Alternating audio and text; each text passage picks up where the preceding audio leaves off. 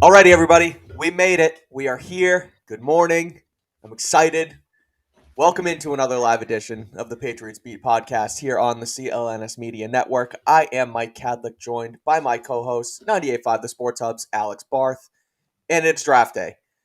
All the rumors, all the speculation, all the nonsense, the mock drafts, everything we've put into it from basically the second the Patriots lost that game to the Buffalo Bills in early January. It all comes down to this. Patriots have the 14th pick tonight in the NFL Draft. Before we get into it, we're going to do rapid fire Q&A in and out of here draft day morning. So drop your questions in the chat ASAP, and we'll get to as many as possible. But before we do that, before we set the table, this episode is sponsored by FanDuel. So go to FanDuel.com/Boston to get $200 in bonus bets. There's a ton of draft day props up already on FanDuel. I've already bet a ton of them. I'll post them later on Twitter. We'll probably talk about them throughout this episode. But it's draft day, and it's brought to you by FanDuel. So, Alex, how are you doing? I'm ready to go. I'm Good. ready. This cycle was probably a week longer than it needed to be. It felt like I was in a good spot this time last week, and then things kind of went off the rails the last week. That's what happens. Yeah. I'm ready to go. I really, I'm kind of sticking by my, I think, corner, if not Zay, in the first round. And in the first round, not necessarily at 14. But I'm kind of ready for them to do anything. I don't know that I'm coming in with any expectations here. Yeah, I'm sort of gearing up for Zay too now that it's here. It's like you think about everything they've sort of put into it, right? With the Shrine Bowl, and there was all the rumors that they were, teaching him the offense. And I know they go over that stuff with a lot of guys. It's not specific to Zay. That's the story that comes out, so it makes everyone go crazy. But there's just something about his fit in the offense that makes a ton of sense.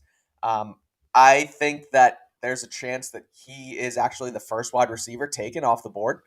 I know everyone likes JSN, and I think that he's probably my wide receiver one as well. But I don't know. There's something. Zay keeps climbing up boards lately. Every mock draft I've seen, he goes up and up and up. Peter Schrager from NFL Network had him at 14 this morning to the Patriots. I saw him as high as 11 to the Titans somewhere else yesterday. So he's flying up the board. But again, you're right, because there's all these cornerbacks, these longish cornerbacks like Witherspoon and Joey Porter and Christian Gonzalez and all those guys. So it should be interesting, but right at the top, and I'm not even going to broach it with you, so we'll just go Panthers, Bryce Young. Yeah. Texans, you're still on CJ Stroud to the Texans. I don't know what the Texans are going to do. I feel like they want to blow it. I really do. And it's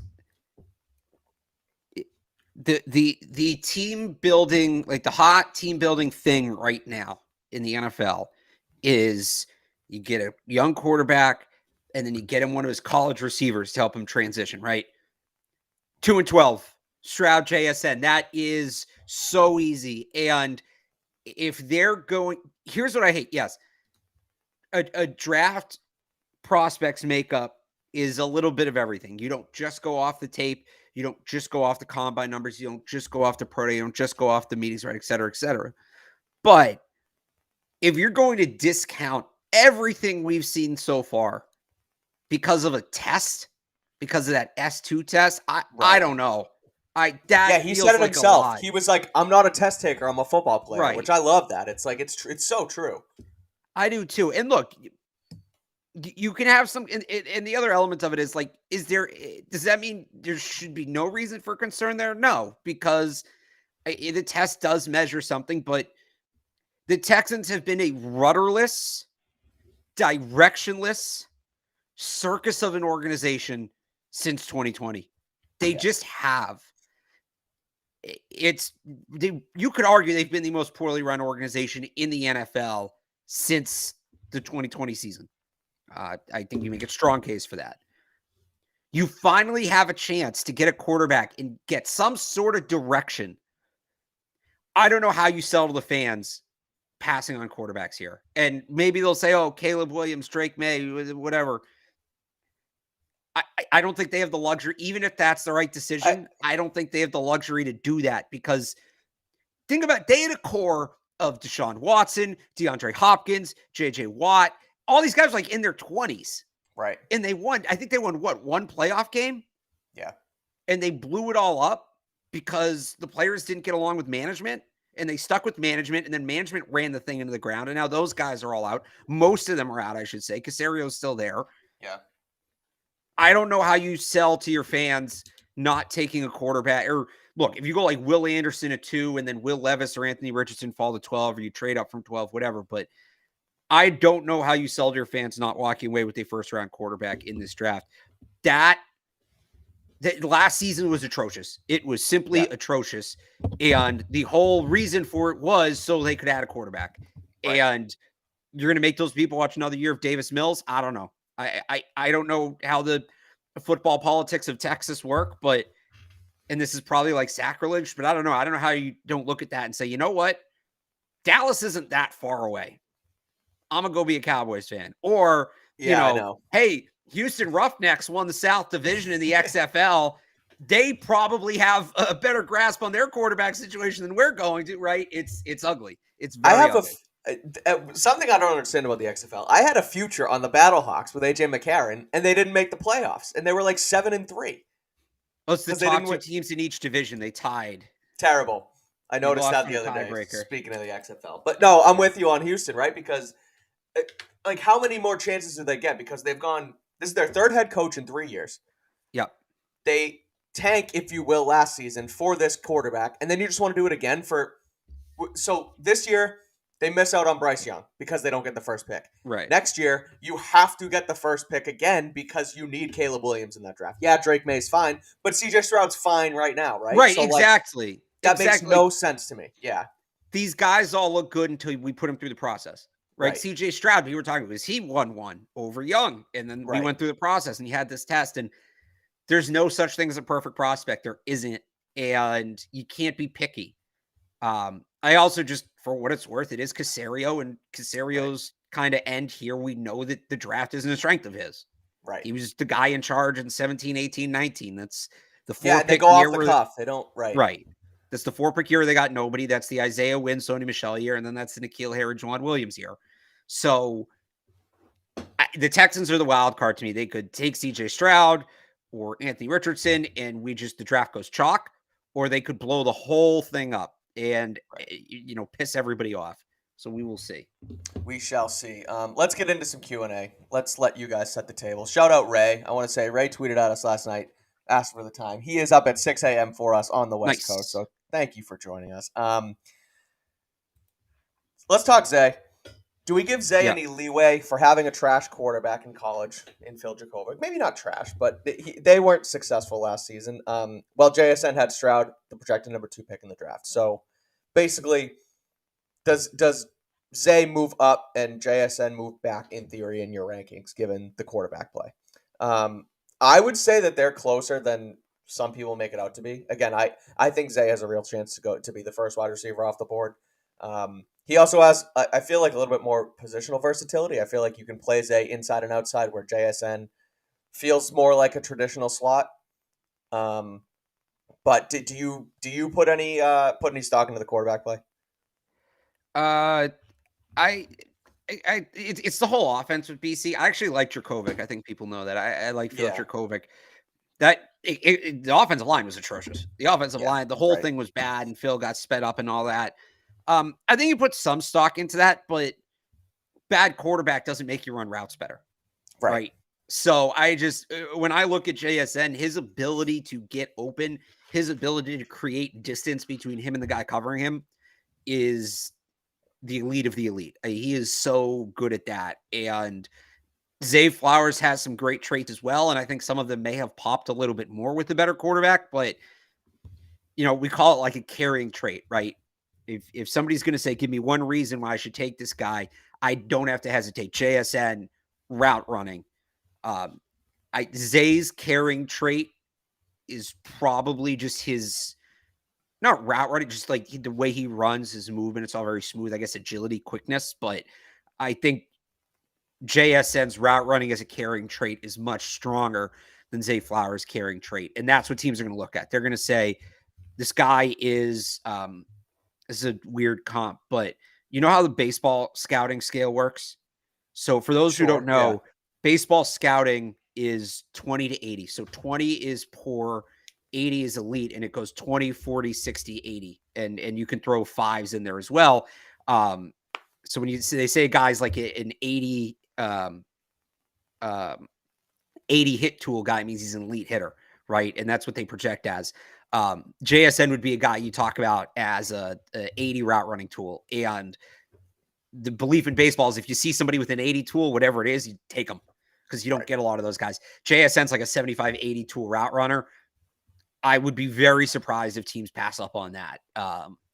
As much as you can kind of project Zay and project him out of that offense, JSN's just so good at getting open. Right. He's going to go first. Yeah. Okay. All right. First of all, happy birthday to Patriots Media. But second of all, Alex, I had to bring it up. Yeah. Reddit. Mac Jones to the number 2 overall pick for the Texans. I don't see it at all. And we texted about it yesterday. Yeah. I don't see it for a number of reasons. The trade that's described on there would be a horrible trade for the Patriots. Yeah. Because you still have a quarterback with massive question marks. You still have massive holes around him, and you've limited your ability to fill those holes because you've given up the 2024 first, which represents another blue chip prospect. It'd be a massive departure from what they do. It'd be a massive trade. Frankly, I think would be the last draft decision or the kick off the final draft for Bill Belichick in New England if they did that. I also don't really want to do Reddit takes on the show, right? But I think it would be a mistake. So away from the Reddit takes, though, there seems to be some sort of movement towards the potential of the Patriots taking a first-round quarterback. There's odds on it. No, there isn't, because the Reddit said Will Levis was going first overall, and that affected the market. But then Will Levis came out and said he's not going first overall. Reddit's also saying that Will Levis is going second overall to the Patriots, which, by the way, he can't go first and second. And who knows if that's true. So, no, I'm done basing my draft coverage off Reddit. I'm done because that's what the books are doing because they think they're smart. I'm done basing it off Reddit. I'm not doing it. So they're not going QB. What would the reaction be if they trade? If they go QB and trade Mac? It would be probably positive because people are idiots and they think Mac's the whole problem. But unless they get Bryce Young, they're still going to be in the exact same spot they're in. They're not going to be a better team. That's the reality of it. They're not, because Richardson, Stroud, Levis all have question marks. You're now starting back from square one as well. And, now I've done this spiel. Matthew Judon, Ramondre Stevenson, Kyle Duggar, Josh Uche, trade them. They're not your contending window. So go back to 2021. How did you feel about the Patriots in 2021 when they took Mac? That's where you are. I don't know. I would think in 3 years you should want to make progress, not spin your tires.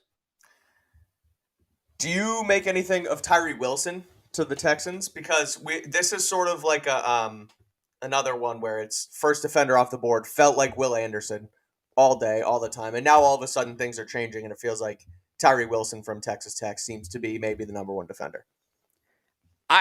Look, Tyree Wilson does some things very well. I think he can be a good, solid, maybe he sneaks in a Pro Bowl or two. Maybe gets into that all-pro range in the right system, which is not Texans system, by the way. Defensive end. I like him. I do. I think that he is this top 10 pick. He makes sense. Will Anderson is a potentially generational talent. Right.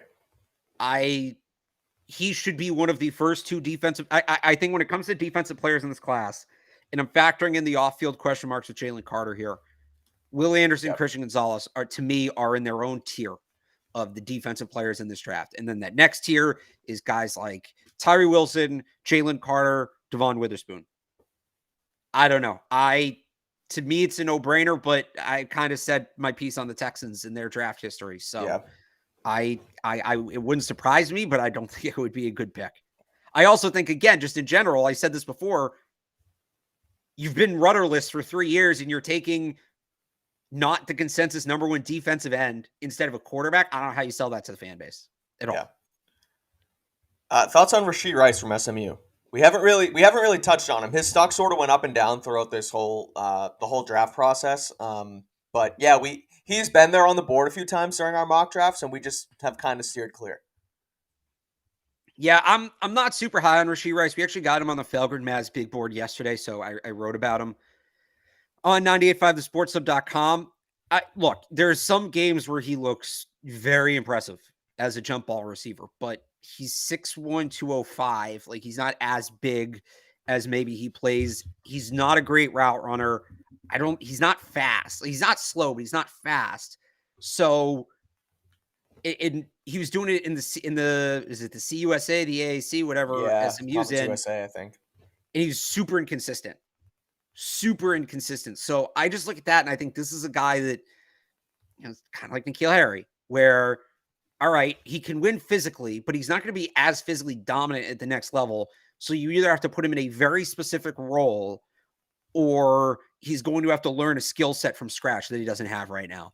And the Patriots aren't the team for those guys. They're not. Right. That's Pittsburgh. That's Kansas City. Right.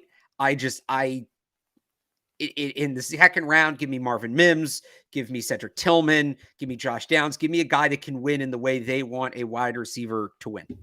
That's it. And Rashee Rice doesn't win in the way they want wide receivers winning. Right. Sorry, I'm pulling up the next one already. Yeah. Oh, go ahead. I was just gonna transfer it because this kind of answers. It's the same question. Oh yeah. Okay. How would I feel if the Patriots say Quentin Johnston? Quentin Johnston's kind of first round Rashee Rice. Like, I think he's Rashee Rice, but just a little bit better. Same thing. In the right spot, he's going to be a really good NFL player. He doesn't win the way the Patriots ask their receivers to win, and I just think it's a really uphill battle to get him where he needs to be in New England to justify the pick. So they could make a worse pick. I'll say that. Yeah. They could certainly make a worse pick, but especially if like Zay, if Zay's still on the board, right, or even Jordan Addison, that guy's just a much better fit for what they do. That guy, it's a much more seamless transition. So Johnston feels like a reach at 14. Right. I'd look at that and say, all right, I guess you got a guy that gives you something you don't have, but it would be so much easier for Zay or Jordan Addison here compared to a guy like Quentin Johnston. So right. I don't know. I wouldn't love it. I'd be like, all right, well, let's see what they do on day 2. They've kind of started with, it's not a step back. It's like a half step back. Yeah. I just had one that I had before and now. Oh, a realistic pick at 14 that would make the biggest impact this year.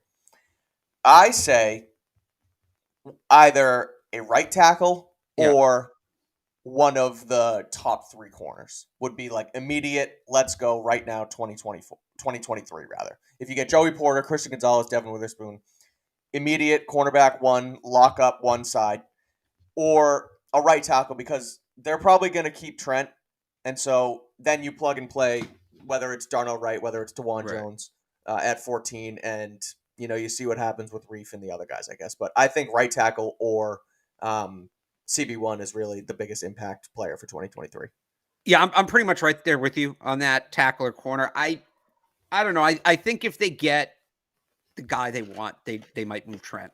They might be open to that. Mm-hmm. So, if you get Paris Johnson, you move Trent. That's what it is. Or honestly, they could.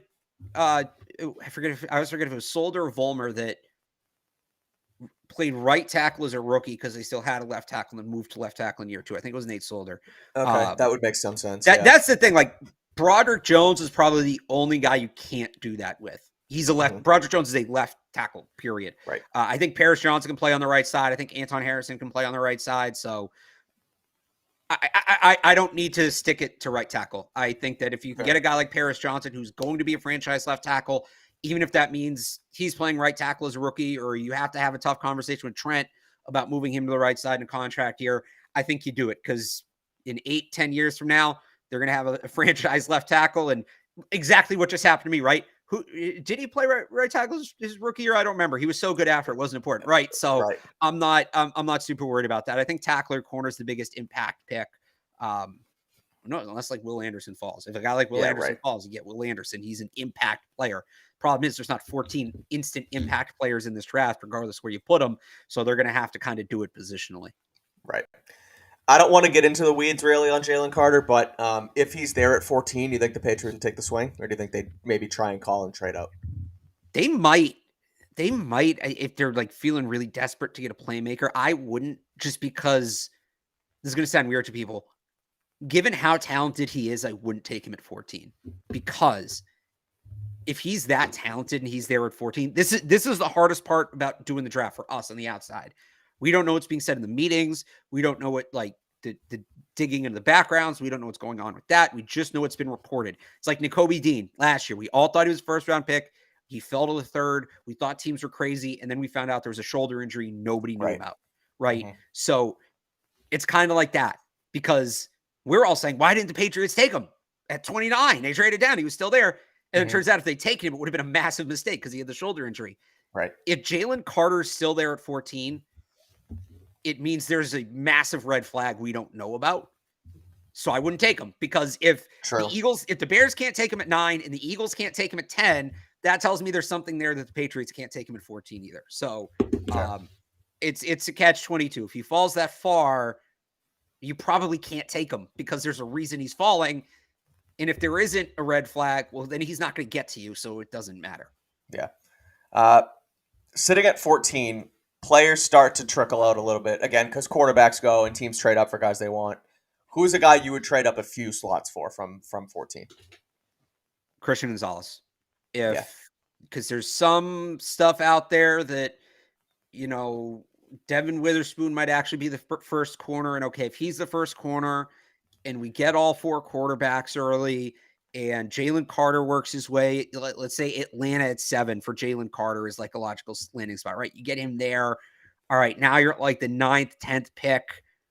Christian Gonzalez still on the board. You're only going to move up 4 spots. Now, we've gone over this in our mocks, right? 12, 11, or not 11, but 12, 13 are going to be really, really difficult picks for the Patriots to trade for specifically.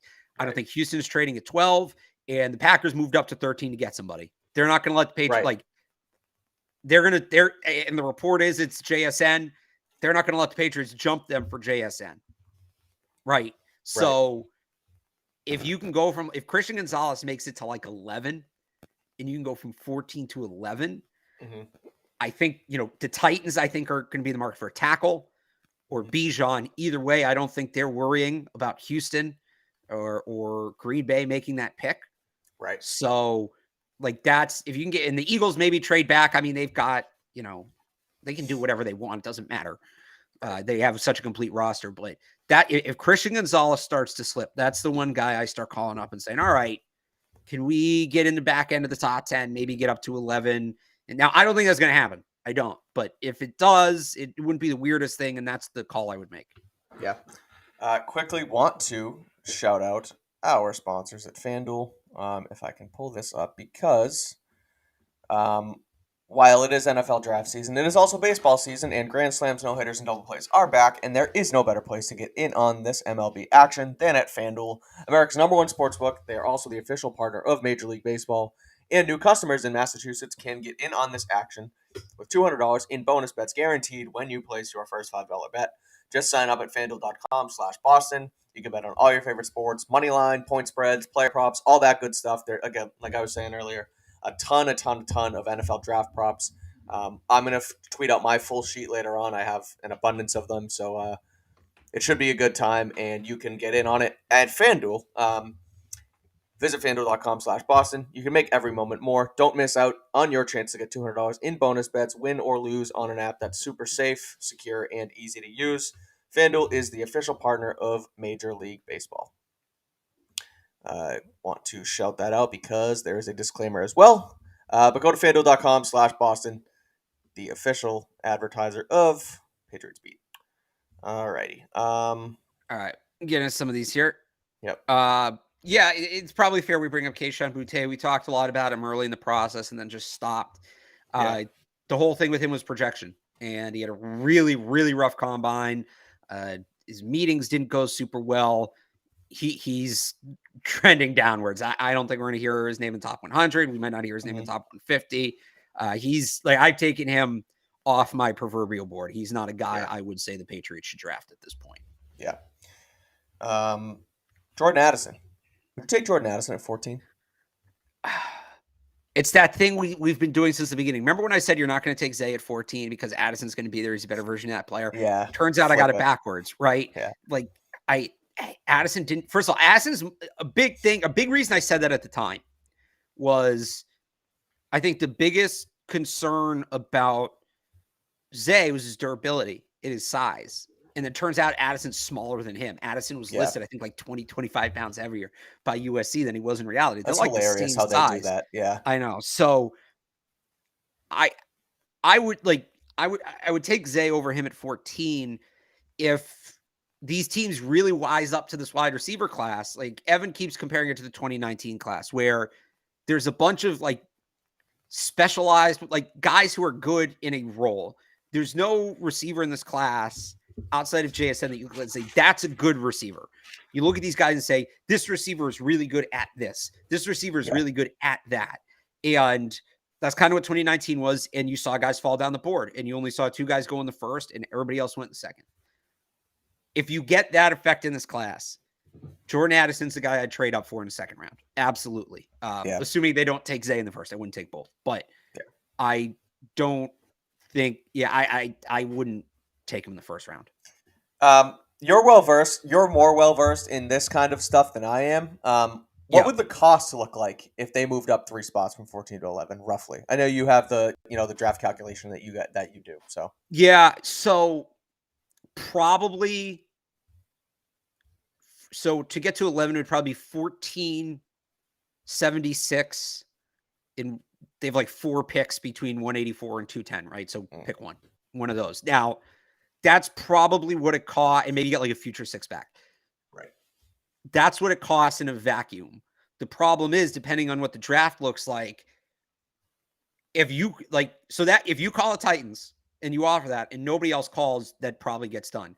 But what happens when another team calls and offers the same package? Right. Or 2 or 3 other teams call and offer the same package? Now, the advantage for the Patriots is I don't think 12 and 13 are calling, right? I don't think the Packers and Texans are calling. So you had the ultimate trump card there, which is, well, you're only moving back to 14 versus a team calling from 17, 18, 19, 20. It's a further back move. Those teams have to pay more. But if the team at 17 says, okay, instead of giving you a first, a third, and a sixth, we're going to give you a first, a third, and a fourth.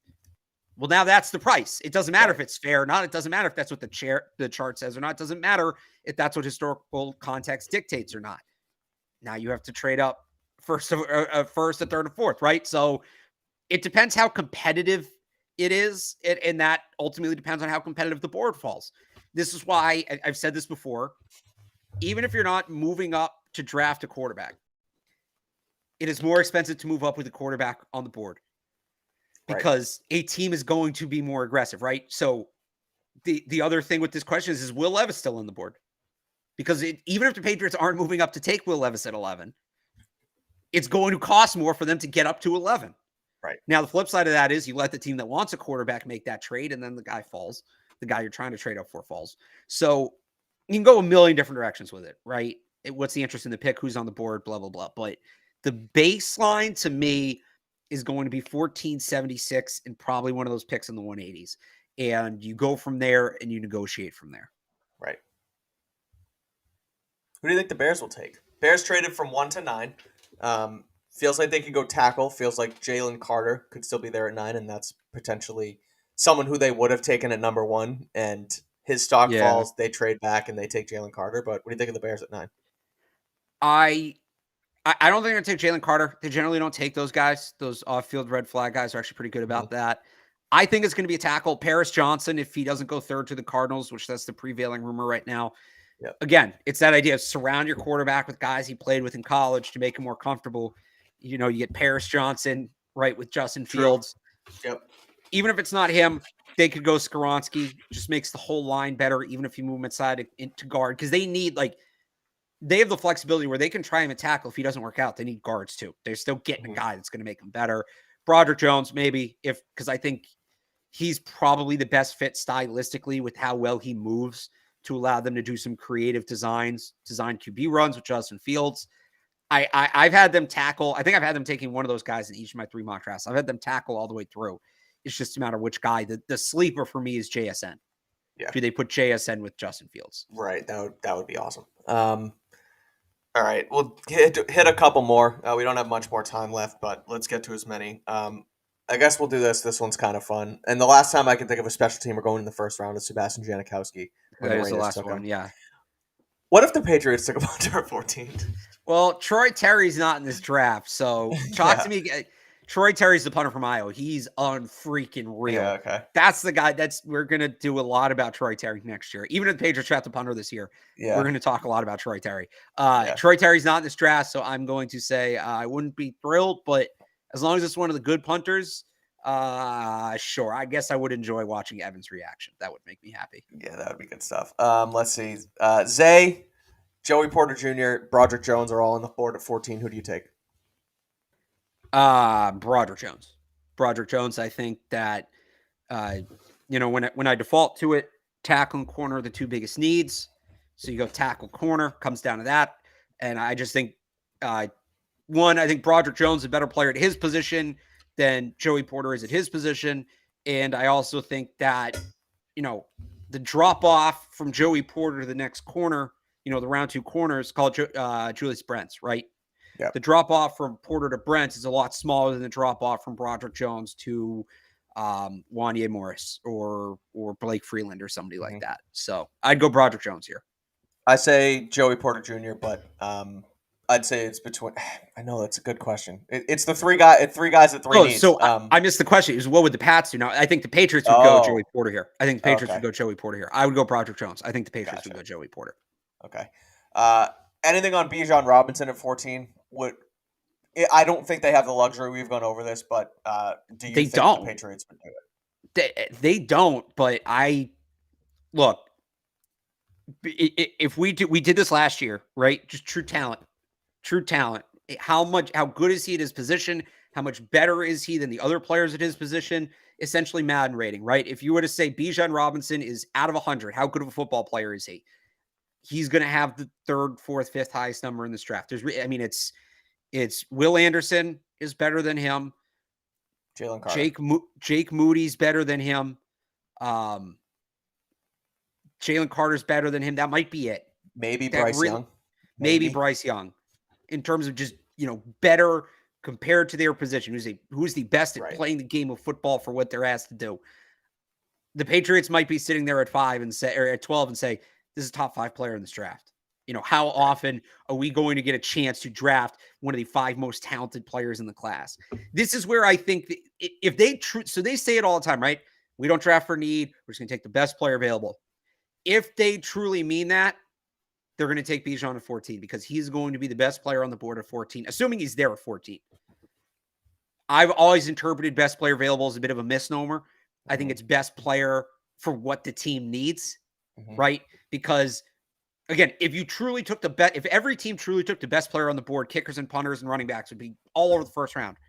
But they don't, right? Because we use positional value. Now, you can't only use positional value and not talent, because that's how you end up with Cole Strange. Like, that's the other extreme, right? So where are they on that spectrum? It's funny I put it that way now. I'm kind of realizing this. Bijan Robinson would be the complete overcorrection to the Cole Strange pick. Bijan Robinson is the exact polar opposite of what the Cole Strange pick was. The Cole Strange pick was pure. We need to fill this position.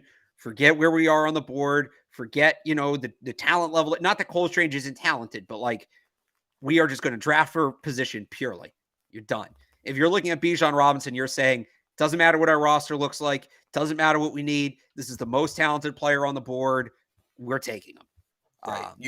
You can't completely change your draft philosophy from one year to the next by going, okay, Cole Strange. Well, you can.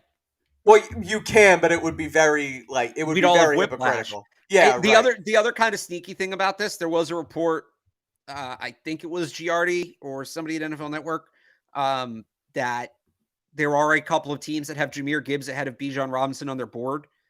Patriots might be one of those teams. I would not be surprised if the Patriots are one of those teams. Now, does that mean they have Bijan Robinson grading lower and they have them both graded as second round picks?